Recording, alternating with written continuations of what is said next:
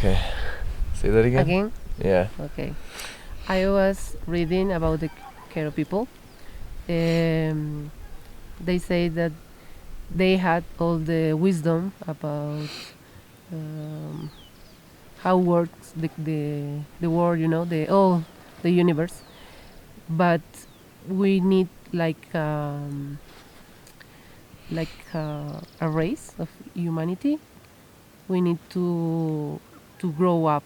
So for that reason, they like wait should wait 500 years when uh, people from Europe come come to America, and then the man and the woman can mix. I don't know how to explain this. And so then their kids will have a better conscious level. We need that for the humanity, for grow up. So for that reason, they wait all the time.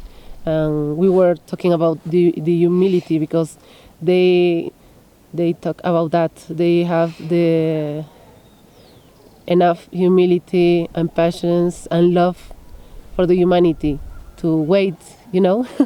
not like 1 year or 10 years, 500 years. So then they returned to here. It was in 1990 years. It's like for us it's like just less than 30 years. It's just little for us. Yeah. It's something new for us. So the 500 years is almost over. It's over. In 2000. In 2000 it's over. So the 500 years are over. Yes, it's over. In 2000, almost 2000. Some years before 2000, yeah, it finished. For that reason, now we can talk with the girls. She want to teach us all that wisdom to help us, because they know we are ready. And it's kind of like we are part of that prophecy, because they say the son, the daughters of the white people, will come to us. We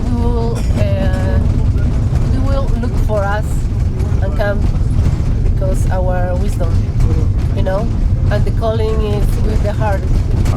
So it's time to come and soak up all that wisdom that was hidden, that they kept in the high mountains. Yeah. Wow.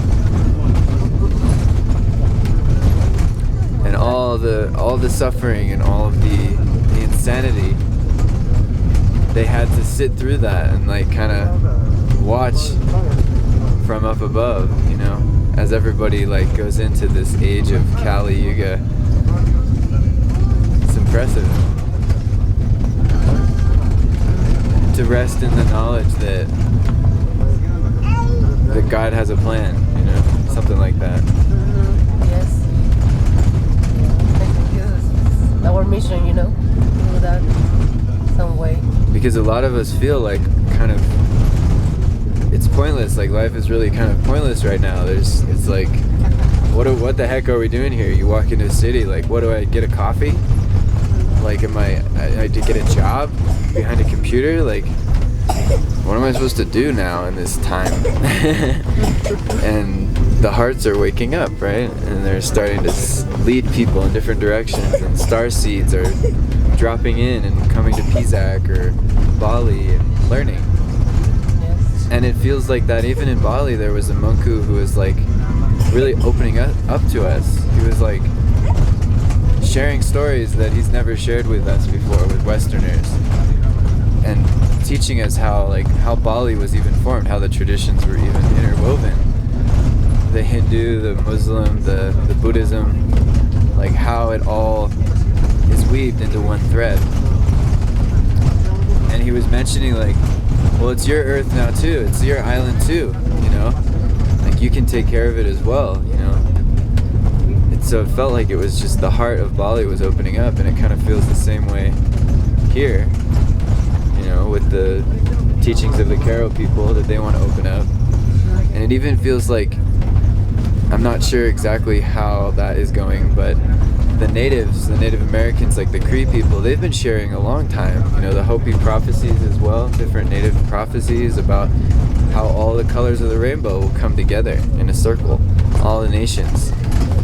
So that's all the skins. And, you know, through all of it, it all had to happen exactly the way it was meant to happen. Even though there's some terrible things that have happened and are happening. Like there's a lot of suffering. Yes. And I feel like even now there's this culmination of like kind of that,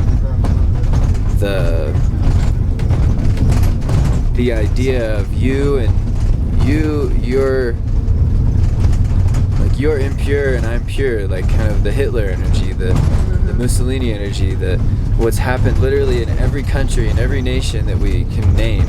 There has been this like mass genocide by like governments or just tribes even. It's happened in miniature scale of like this us against them kind of mentality, and now it's entered into this like completely the whole world with the current scheme, you know, of like there being a virus and there being like, you know, this you're good, you're bad, or like now it's becoming this question of safety. Like you're not safe around these certain type of people, and it's the same thing in World War II. Like they taught that the Jewish people were not safe and that they were terrible human beings and they were stealing all the money and they were just awful, like satanic creatures. And they were convinced with flyers like that they pieces of paper and paintings dropped from the sky. You know, people would read that. And now it's in the media, it's in Facebook, it's in Twitter, it's everywhere, it's on every platform on the internet. So the whole world is reading that same jargon, the same insanity of segregation, of there is this thing, this is the worldview, there is this thing, and you should all be afraid of it. And this is what you do about it. And if someone doesn't do anything about it, that person is a bad person. And we have to at first be like, well, they're dangerous. It's like, well, what do you do with something that's dangerous? Well, you chain it up. And then what do you do when there's too many of them? Well, then you burn them, you know, and then that's genocide. Put them to work, you know. And that happened in World War II, that happened in Cambodia, it happened in Vietnam, it happened everywhere. And now it's happening in the whole wide world. And it's coming to this culmination of like potentially it's a mass psychosis, and it's gonna potentially be a massive genocide. And it already is becoming that massive genocide. It's like the final culmination of that energy that's been flowing through all the nations is coming to this pivotal like needle point. You know, even Baba said 3/4 of the world, whatever that meant, you know. 3/4 of the world is gonna go. Yeah, I think when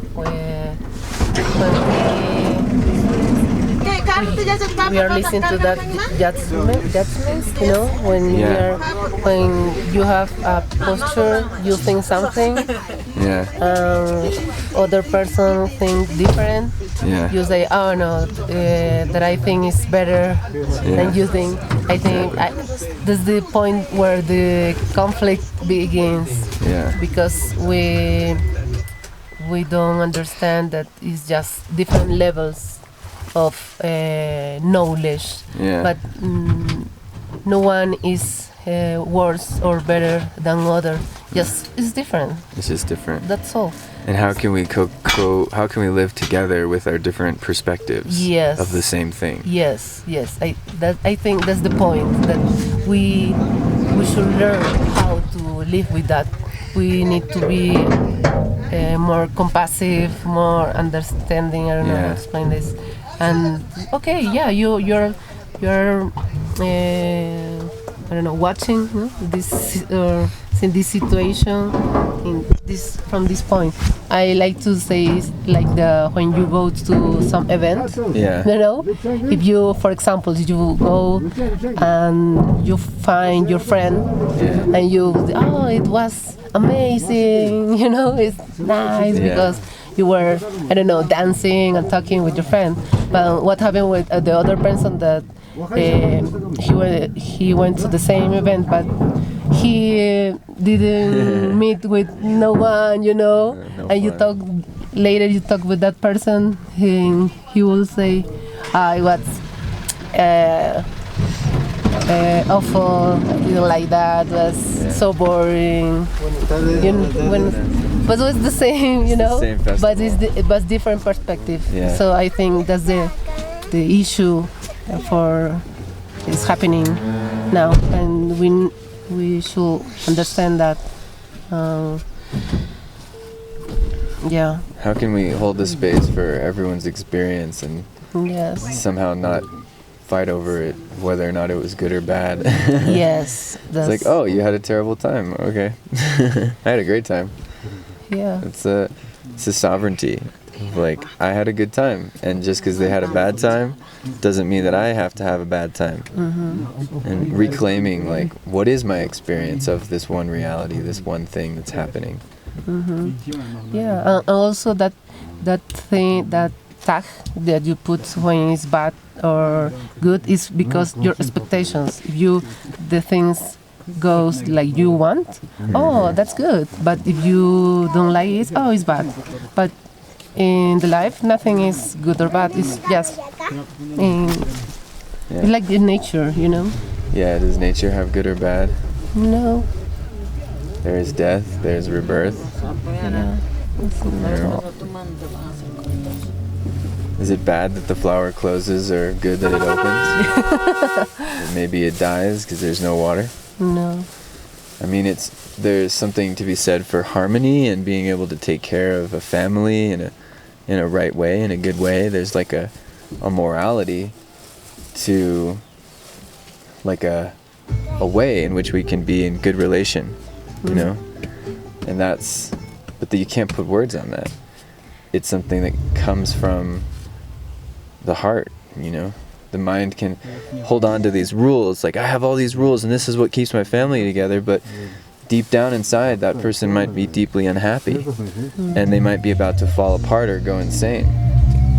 You know, you can't write this stuff. It's a coherence that happens when we're in harmony. So,